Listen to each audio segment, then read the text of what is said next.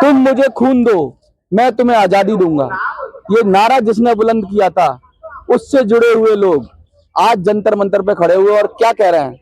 ये कह रहे हैं जो बोस ने कहा था कि भारत में आजादी आई, लेकिन आजादी ऐसी होनी चाहिए सबको समान अवसर मिले, सभी राज्यों को विकसित होने का मौका मिले। और आजाद हिंद वाहिनी आज जंतर मंतर पे खड़ी हुई है उड़ीसा की मांग को लेकर। चार मुख्य मांगे हैं इनकी।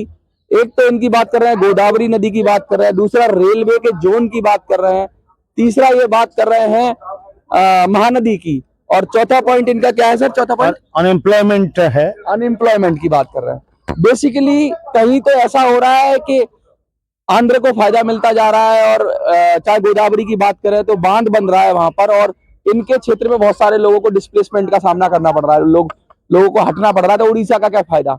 एक राज्य फायदा उठा रहा है, दूसरा राज्य नुकसान झेल रहा है। यही छत्तीसगढ़ के साथ हो रहा है इनका। तो आइए इनसे ही जानने की कोशिश करते हैं। जंतर मंतर पर आप खड़े हुए आजाद हिंद वाहिनी, सब अपने ड्रेस में एक तरह से, क्या लगता है आज फिर से आपके दिलों में सुभाष चंद्र बोस की यादें जिंदा हैं? आजाद हिंद वाहिनी नेताजी सुभाष चंद्र बोस जी का बनाया हुआ ऑर्गेनाइजेशन है, जो देश की जनता, राज्य के हित में के लिए, देश के हित के लिए काम करती है। हम लोग उड़ीसा से हैं, ये बताने के लिए आज राजधानी दिल्ली में आए हैं कि स्वतंत्रता के बाद आज तक उड़ीसा गरीबी राज्यों में गिना जाता है। हम लोग जो आजाद हिंद वाहिनी के सिपाही हैं, जो नेताजी का सैनिक है, वो ये समझते हैं उड़ीसा अकेला एक राज्य है जहां प्राकृतिक संपदा का कोई कमी नहीं है।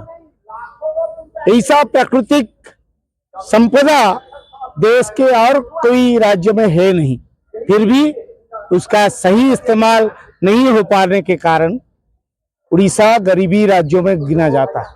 उड़ीसा के लोग गरीब है, बेरोजगार है, माने माइग्रेंट लेबर का शिकार होते हैं। ये सारी समस्या उड़ीसा में देखने को मिलता है।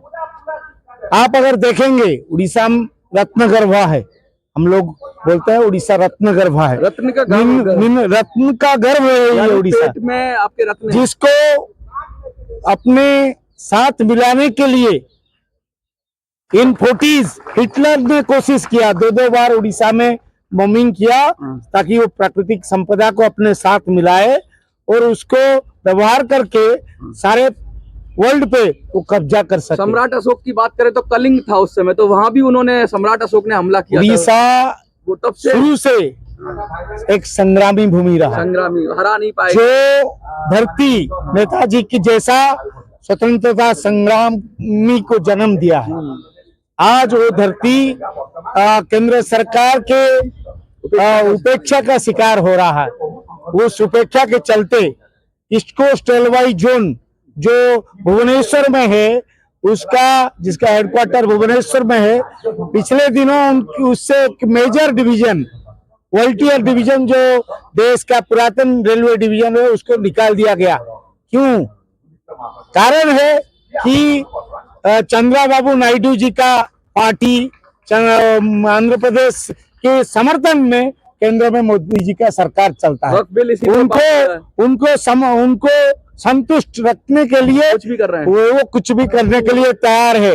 वॉल्टियर डिवीजन को निकाल के साउथ कोस्ट में शामिल कर दिया गया। तो उड़ीसा की सरकार क्या कर रही है? बीजेपी, उड़ीसा में बीजेपी सरकार है, वो विकास का नाम पर मोदी का गुणगान कर रही है, गुणगान में व्यस्त है, मोदी का नाम जपने में व्यस्त है, और जनता का हालत तरस रहा है। जनता मने हालत खराब हो रहा है। मैंने मालकानगिरी में पोलावरम के वजह से बेघर होने का समस्या आ गया। एक नहीं 160 गांव पानी के अंदर चला जाएगा पोलावरम बैरेज के हाइट बढ़ने से।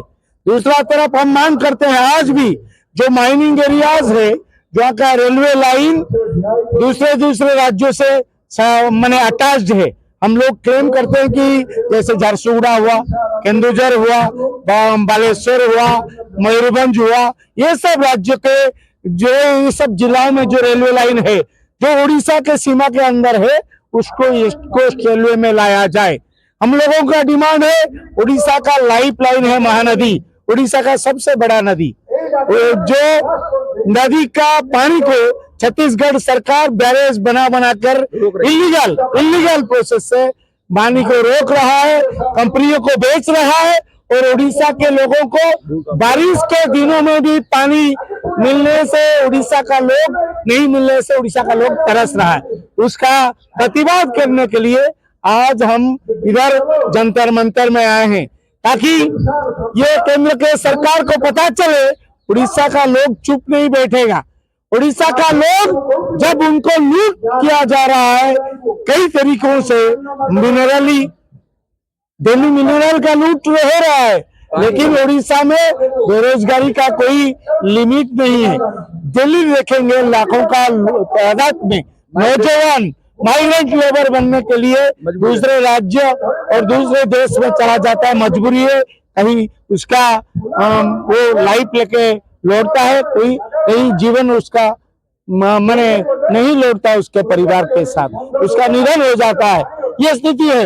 लेकिन अगर हम ये मांग करते हैं, हमारा जो तुम पैसा देने का जरूरत नहीं है, हमारा जो रिसोर्सेस है उसका इस्तेमाल करो उड़ीसा के अंदर, बाहर नहीं। मत बेचो अदानी को, मत बेचो अंबानी को, मत बेचो टाटा को। हमारे संशोधन को इस्तेमाल तुम उड़ीसा के धरती के अंदर करो, उड़ीसा के नौजवान को काम दो, उड़ीसा के बहन को काम दो, उड़ीसा के युवा को काम दो, बेरोजगारी समाप्त करो, खत्म करो, तब जाके हम मानेंगे तुम जनता के हित में काम करते हो। हम ये मांग करते हैं सारा राज्य के सीमा के अंदर जो रेलवे लाइन है उसको ईस्ट कोस्ट रेलवे में लाया जाए। ईस्ट कोस्ट रेलवे उड़ीसा का अधिकार है, उड़ीसा का लाइफ लाइन है ईस्ट कोस्ट। तो साउथ वेस्ट को बचाने के लिए अभी चंद्रबाबू नायडू क्या बोल रहे हैं, मोदी जी बोले आपसे एलटीएल ले लिया, हम आपको रायगढ़ डिवीजन बना के देंगे। लेकिन अभी चंद्रबाबू नायडू जो उनका रिश्तेदार है आजकल, काफी माने मिलजुल कर चलने का दिखावा कर रहे हैं मोदी जी, उसको खुश करने के लिए वो भी मांग कर रहे हैं रायगढ़ डिवीजन भी हमको दे दो।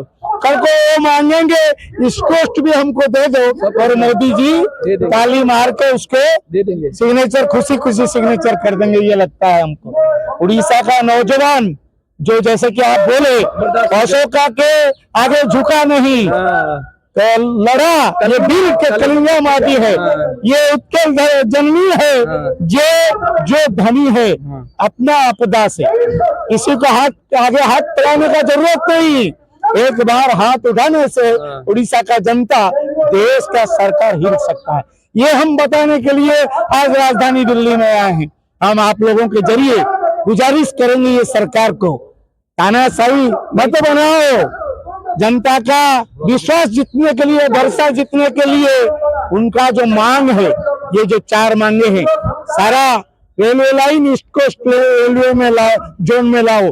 दूसरा है महानदी के पानी को रोको मत, जल विवाद जो महानदी का है छत्तीसगढ़ और उड़ीसा के बीच, उसका तुरंत समाधान करो। ये हम मांग करते हैं कि पोलावरम का हाइट बढ़ाने के लिए जो अनुमति दिया गया है तुरंत कम करो, उसको बचाओ। मलकानगिरी के लाखों लोग जो बेरोजगार बेघर होने जा रहा है, उनको बचाने का दायित्व लो। हम ये मांग कर रहे हैं बेरोजगारी जो नंबर 1 की तालिका लिस्ट में आने का लिए तैयार हो रहा है संख्या, उसको कम करो। प्राकृतिक संपदा का विनियोग करते हैं, उनको नौकरी देने का व्यवस्था करो। ये हम मांगों के साथ आज ये प्रदर्शन करने के लिए जंतर मंतर में आए हैं। सरकार अगर ये बात पे विचार नहीं किया तो आगे लड़ाई जोरों का होगा।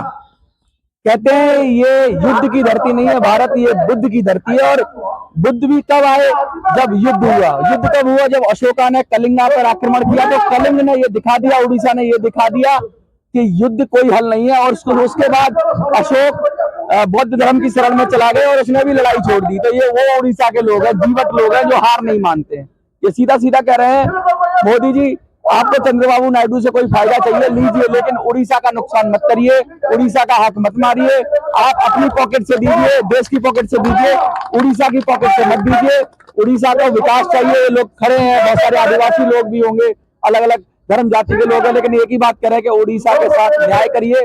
डबल इंजन की सरकार है, तो ऐसा ना करें कि अपने कुछ फायदे डबल धोखा मत दीजिए, हाँ धोखा मत। डबल इंजन चलाइए, लेकिन लोगों को डबल धोखा देने का कोशिश मत कीजिए। ये उड़ीसा का धरती है, हम शांति का वार्ता भी फैलाते हैं और क्रांति का गाना भी गाते हैं। ये मोदी जी को समझना होगा। हमारा हक का लड़ाई हम लड़ेंगे और लड़के लेंगे तुमसे। ये हमारा आज का आवाज है।